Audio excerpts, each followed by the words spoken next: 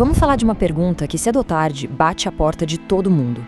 A gente está de fato vivendo ou só existindo? É uma reflexão para quem sente que os dias estão meio que no piloto automático, sabe? Passando um atrás do outro, sem um propósito muito claro. A ideia aqui é a gente explorar isso junto. Essa pergunta, ela não grita, ela sussurra. Aparece assim, de repente, sabe? No momento de silêncio, talvez no trânsito, ou antes de dormir, bem no meio da correria do dia a dia, vem aquele pensamento. Peraí, é só isso? Pois é justamente essa pergunta silenciosa que dá o pontapé inicial na nossa conversa de hoje. Vamos tentar entender a diferença, que às vezes é bem sutil, entre simplesmente carregar o peso da rotina e, de fato, estar presente na própria vida. Acho que todo mundo conhece esse ciclo, né? Acordar, ir pro trabalho, resolver as coisas, pagar conta, dormir, e no dia seguinte, tudo de novo. A gente entra nesse modo funcional, sabe? Quase como uma máquina, cumprindo as tarefas. Mas a questão que fica é, estar funcionando é a mesma coisa que estar vivo? E essa diferença entre existir e viver é o coração da nossa discussão.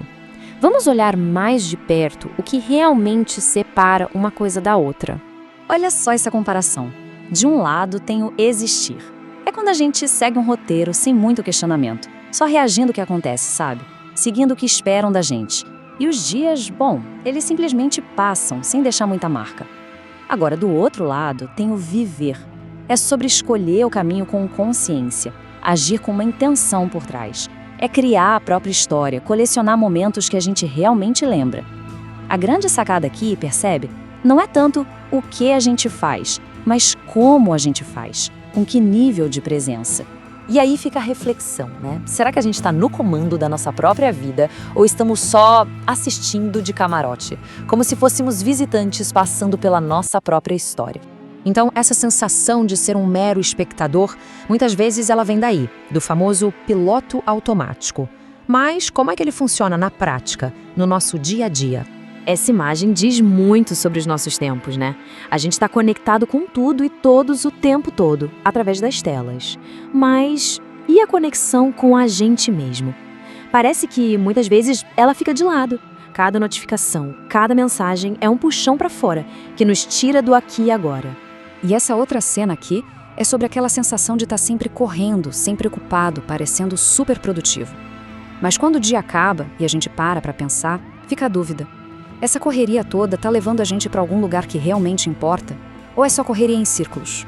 Essa falta de presença, ela se alimenta de algumas coisas. Por exemplo, a ilusão de que ser multitarefa é ser produtivo.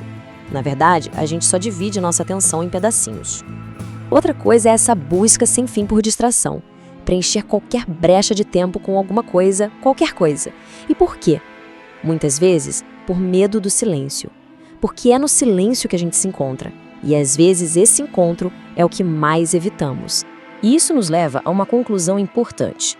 Estar ocupado e estar vivo são coisas bem diferentes. Ter a agenda lotada não é sinônimo de ter uma vida cheia de significado. A sociedade valoriza muito a pessoa ocupada, né? Mas ocupada com o quê, exatamente? E qual o preço que a gente paga por essa ocupação constante? Pois é, e toda essa correria, todo esse piloto automático, deixa marcas. Agora a gente vai mergulhar um pouco mais fundo para falar dos sentimentos que aparecem quando a música para e tudo que sobra é o silêncio. É importante dizer que esse vazio que a gente está falando não é necessariamente depressão, nem falta de gratidão, nada disso. É uma coisa mais sutil. É o eco de uma vida que poderia estar sendo mais... Nossa, é como se a alma estivesse pedindo por mais autenticidade, por mais verdade. E quem nunca ouviu ou sentiu algo parecido com isso? Eu consegui tudo o que eu sempre quis, mas ainda sinto um vazio. É um sentimento muito, muito mais comum do que parece. É aquela vozinha de que diz que, mesmo depois de marcar todos os cheques da lista do sucesso, parece que a peça principal do quebra-cabeça está faltando. Ou então esta outra.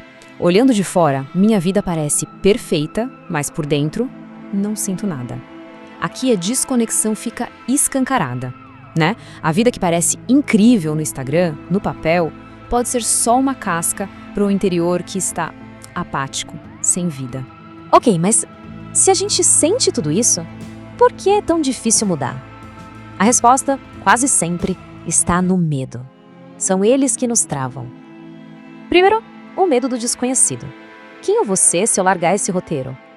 Depois, o medo do julgamento alheio. O que as pessoas vão pensar? E claro, o grande medo de todos, o medo de tentar e fracassar. Sim, esses medos são muito reais. Ninguém está dizendo que não são. Mas e se houver um risco ainda maior do que enfrentar esses medos? É sobre isso que a gente vai falar agora na nossa parte final. Como é possível virar esse jogo? Porque, parando pra pensar, talvez o medo de verdade não seja o de falhar. Talvez o maior medo que a gente deveria ter é o de chegar lá no final da vida, olhar pra trás e perceber que a gente não viveu, que a vida passou e a gente estava só existindo no piloto automático. Esse arrependimento, esse sim é assustador. E a gente termina por aqui.